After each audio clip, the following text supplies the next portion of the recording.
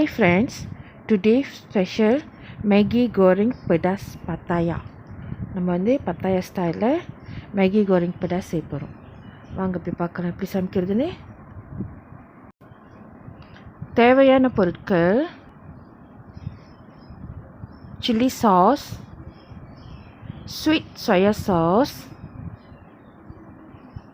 Oil, salt உப்பு, 2 packet Maggi, கரி Maggi.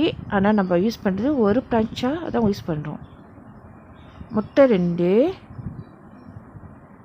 சாவி தேவையான அளவு எடுத்துச்சிங்க, ஃபிஷ் கேக், சில்லி படி அண்ட் garlic. ஒரு பாத்திரத்தில் தண்ணி கொதிக்க வச்சுடுங்க. நம்ம மேகி அவிச்செடுப்போம். ஸோ 2 பேக்கெட் மேகியை போட்டுக்குவோம், அவிச்சு எடுத்துடுவோம். ரொம்ப ஃபுல்லி குக் பண்ணாமல் ஒரு லெவலில் குக் பண்ணால் போதும்.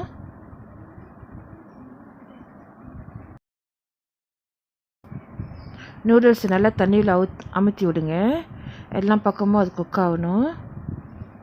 எடுக்கிற மணிக்கு டெஸ்ட் பண்ணுங்கள். ஒரு நூடுல்ஸ் எடுத்து நீங்கள் அமுத்தி பார்த்தீங்க, அது 2 பிஞ்சிச்சுனாக்கா வந்துருச்சுன்னு அர்த்தம்.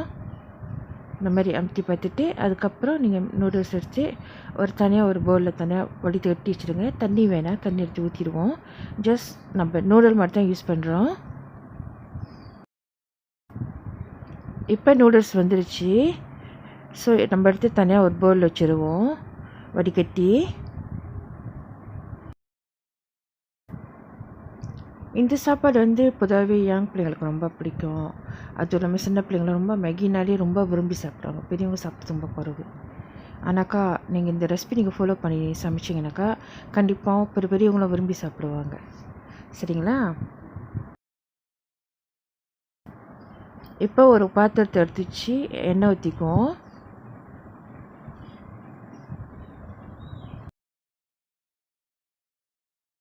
எண்ணெய் சூடாயிடுச்சு. சூடான பிற்பாடு நம்ம பூண்டு எடுத்து வச்சிருந்த பூண்டு, ஊசி மிளகா 1 அண்ட் ஃபிஷ் கேக் இதெல்லாம் போடுவோம். ஊசி மிளகா வந்து 1லேருந்து நீங்கள் 2 போடலாம். 1 போட்டாலே இது கரெக்டான உரப்பு தான். அப்படி நீங்கள் ரொம்ப உரப்பு சாப்பிட்றவங்கனாக்கா நீங்கள் 2, 3 தாராளம் நீங்கள் போட்டுக்கலாம். ஃபிஷ் கேக்கு வந்து ஆப்ஷனல் தான். நீங்கள் அது பதிலுக்கு வந்து ஃபிஷ் பால் இல்லைனாக்கா சிக்கன், அப்புறம் உங்களுக்கு எது வேணுமோ அதை நீங்கள் ஆட் பண்ணிக்கலாம். இது வந்து ஆப்ஷனல் தான். சாவி போட்டு ஒரு அடி நம்ம கிண்டுவோம்.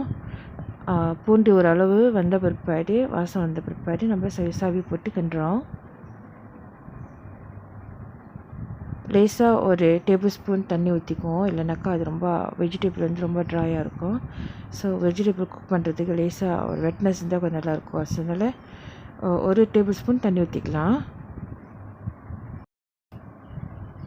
ஓகே, சைவர் வந்து வந்துருச்சு ஒரு லெவலு. இப்போ என்ன செய்வோம், மற்ற ஜாமான் போட ஆரம்பிப்போம். அடுப்பை வந்து ஸ்லோவாக வச்சுருங்க, இல்லைன்னா ஆஃப் பண்ணிடுங்க. இல்லைனாக்கா போடுற சாஸ் வந்து சட்டுன்னு ட்ரை ஆயிரும். சில்லி சாஸ் 1 டேபிள் ஸ்பூன் போட்டுக்கலாம். உப்பு 1/2 teaspoon. Sweet soya sauce 1 teaspoon. அப்படி உங்கள்கிட்ட ஸ்வீட் சோயா சாஸ் இல்லைன்னா 1 டீஸ்பூன் வந்து sugar and light soya sauce கூட நீங்கள் யூஸ் பண்ணலாம். Maggi பிறஞ்சா 1 packet. ஸோ எல்லோரையும் நல்லத்தையும் விட்டு நல்லா கிளறி விடுவோம்.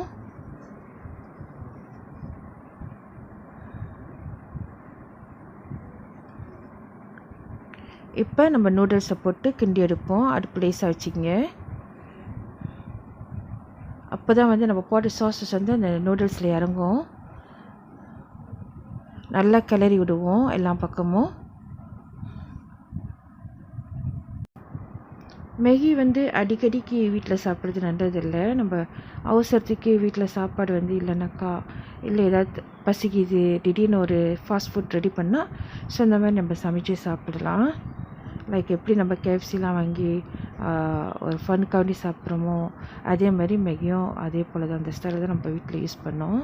உடம்புக்கு நல்லதில்லை நம்ம அடிக்கடிக்கு நம்ம இது உணவில் சேர்த்துக்கிறது. இதே ரெசிபி நீங்கள் மஞ்சள் மீனில் கூட யூஸ் பண்ணலாம். யூஸ் பண்ணி மஞ்சள் மீன் போட்டுக்கலாம். அதோடு சேர்த்து நம்ம சில்லி போர்க்கில் அரைச்சி சில்லி கில்லி அது யூஸ் பண்ணிக்கலாம் ஃப்ரெஞ்சாக பதிலுக்கு. இப்போ நம்மளோட மேகி கோரிங் பட்டாஸ் ரெடி ஆயிடுச்சு. அடுத்தது நம்ம முட்டை ப்ரிப்பேர் பண்ணலாம். பத்தாயாக்கு 2 முட்டை எடுத்துக்குவோம். எடுத்து நல்லா அடிச்சுக்குவோம். அடித்து ஒரு பேனில் போட்டு ஒரு அகலமாக தோசை பொரிக்கிற மாதிரி எல்லா இடத்துலையும் ஊற்றி நல்லா அகலமாக தோசை மாதிரி பொரித்து எடுத்துருவோம். இதை போல். இதுக்கப்புறம் நம்ம பரட்டி வச்சுருந்த இந்த இருக்குல்ல மேகி, அதை எடுத்து இந்த சென்டரில் கொஞ்சம் வைப்போம். இந்த மாதிரிலாம் சென்டரில் வச்சு முட்டையை புங்கோஸ் பண்ணணும், ஃபோல்ட் பண்ணணும். இந்த மாதிரி நூடுல்ஸ் நடுவில் இருக்கணும். முட்டையை இந்த மாதிரி ஃபோல்ட் பண்ணணும்.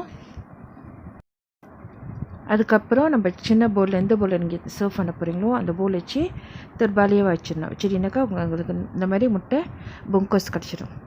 சரிங்களா? அதுக்கப்புறம் நீங்கள் டெக்கரேட் பண்ண வேண்டியதுதான். சில்லி சாஸ் வச்சு ஸ்டார் வரைகிறதோ இல்லை ஸ்கொயர் போடுறதோ இந்த மாதிரி ஒரு டெக்கரேஷன் பண்ண வேண்டியதுதான். அவ்வளோதான். நம்மளோட பத்தாயா மேகி கோரிங் பெடாஸ் இஸ் ரெடி.